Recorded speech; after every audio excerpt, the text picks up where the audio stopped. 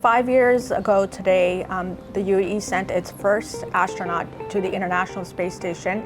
He launched aboard a Russian Soyuz rocket, and he went to the International Space Station for an 8-day mission. And that really set the path for the UAE to increase its ambitions in space.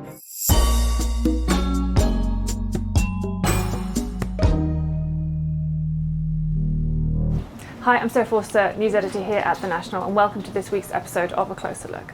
Now, it is Wednesday, the 25th of September, 2024, and it is exactly 5 years since a particularly historic moment happened for the UAE. To talk a little bit more about what that was, we've brought in our space editor, a little bit of a clue there, Sarat Nazir. Sarat, thank you for joining me. Thank you for having me, Sarah. So let's not keep people waiting any longer. Tell them what happened 5 years ago today.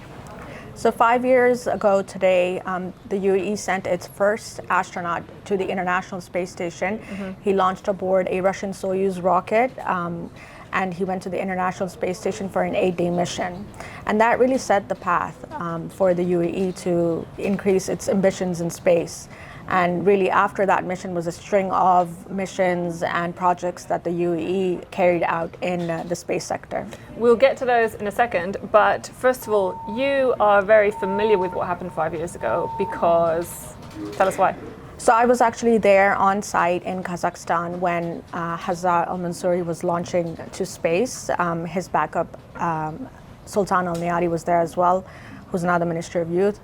And I mean, you could really feel the excitement in the air at that time when he was launching to space. You know, some of his kids were there, his family members were there, and a lot of the Emirati staff from the Mohammed bin Rashid Space Center were there. So, and I was staying actually in the same hotel as a lot of the staff from the Mohammed bin Rashid Space Center. They were literally just down the hall from me. So you could really feel that excitement as well as tense sort of moments that they were having, just making sure that everything went really well for that first mission. And so I didn't realize, sorry, just to interrupt you there, I didn't realize that Sultan Al Neyadi was the backup for Hazza, and then of course what happened a few years later. Of course, and then Sultan got his own mission last year. He went on the Arab world's first long duration mission, a 6-month mission to the International Space Station, and also carried out the first spacewalk by an Arab astronaut for 7 hours outside of the International Space Station, carrying out like maintenance activities, very bulky gloves on. And that was incredible to watch as well because it was live streamed. And as you just told me off air when we were chatting, was that Hazza was his backup. Had Sultan Al Neyadi not been able to go on that trip, then Hazza would have gone again. Yeah, and apart from just you know, the professional side of things as well that these two astronauts have with each other, they also sort of have like a brotherhood because they were selected together from the beginning. So these two astronauts were the UAE's first astronauts. So they really have been side by side. I hear that their houses are actually next to each other in Houston. I love that. Yeah, their kids are, you know, they play together. So Sultan was Hazza's backup astronaut, and then when Sultan got to go, Hazza was his backup astronaut. And they trained together, you know, they're friends, they're colleagues. Amazing. So, I mean, Hazza blasting off into space exactly 5 years ago really set the UAE's space ambitions in motion. And I'm not just talking about Dr. Al Neyadi going up. What else has happened there? Like, what was the next step in the space program, essentially, after Hazza went to space? Yeah, so it really was just the beginning of Hazza's mission and UAE space ambitions. So in 2019, the first astronaut launched, and then the following year, 2020, was the UAE's first interplanetary mission, or really the Arab world's first interplanetary mission, which included the HOPE probe, which launched to Mars. It entered Mars orbit in 2021. And I mean, that was really so beneficial for the science community because all that kind of data that scientists got from that has been featured in scientific journals, for example. And then the Rashid rover launched to the moon in 2022, which obviously, unfortunately, it didn't actually touch down on the surface because the Japanese lander carrying it failed to touch down. But they're building the second rover. And then obviously the asteroid belt mission, which is the UAE's most ambitious mission yet, which includes a spacecraft that would launch in 2028, explore 7 asteroids, attempt a landing on the last one. The UAE also selected new astronauts into its astronaut corps, Noor al-Matrushi and Mohammed al-Mullah, who actually graduated from the astronaut basic training program that NASA has in Houston. Amazing. So and then also we've got the Lunar Gateway, right? Yes, the biggest one yet, of course, Yes. the Lunar Gateway, which is a huge partnership between the UAE and NASA.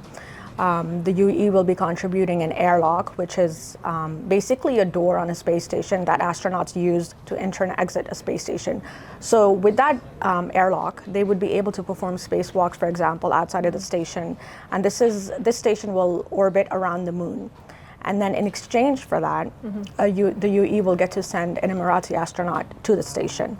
But we don't know which astronaut that's going to be. The UAE has 4 astronauts now in its core.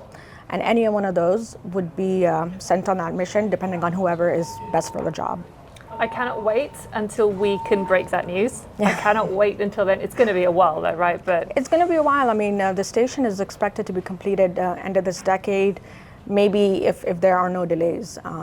And then depending on that, that's when they would assign the mission. And it probably wouldn't be maybe the first or second mission, but we will eventually see an Emirati going to the Lunar Gateway. Right, let's get back to the man of the moment, right? So Hazza Al Mansouri, you spoke exclusively to him about the anniversary of his mission. What did he say to you? So he was still very excited. You know, you actually still see the smile on his face. He's talking about it a million times in public gatherings, but he reminisces about, you know, actually feeling weightlessness for the first time, seeing Earth from space, seeing his own country from space. As well, but what he didn't miss was the food. Even though there was a selection for him that was sent to the station. And he also spoke about how his own kids are interested in space. So yeah. Amazing.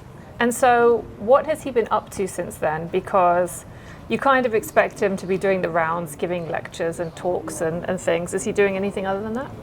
So he is actually playing a very big part in helping develop the airlock for the Lunar Gateway. He's back and forth from Houston, and he works temporarily at Johnson Space Center, just helping Emirati engineers and American engineers develop that part of the station. And he told me it's because, you know, he has that experience of actually experiencing what an airlock is like and what's needed and what's not for an astronaut. So they're using his expertise to design the gateway from an astronaut's perspective. Other than that, he is continuing his training. You know, you got to keep up with the training as an astronaut. Because you could be assigned a mission at any moment. And he is an active member in the Corps, so he's eligible for that, to be assigned to any mission. As well as he's doing a lot of outreach here in the UAE. He toured around some like Bahrain and parts of the GCC region, just talking to students. Amazing. He's busy. I bet he is. But he didn't want to. He hasn't gone the route of Dr. Al Nayadi, who's gone into government. He's stayed in.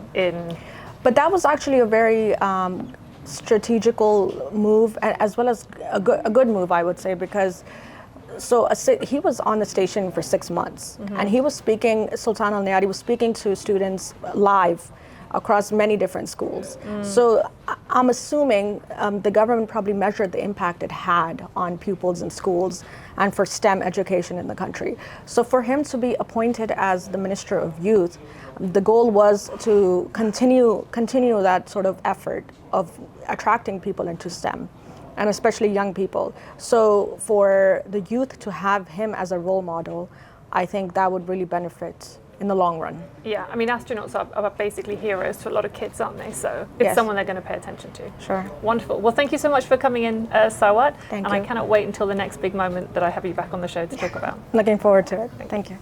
Well, that's it for this week's episode of A Closer Look. Thank you so much for joining us here in the Nationals newsroom in Abu Dhabi. Don't forget, you can find all of our previous episodes on our YouTube channel.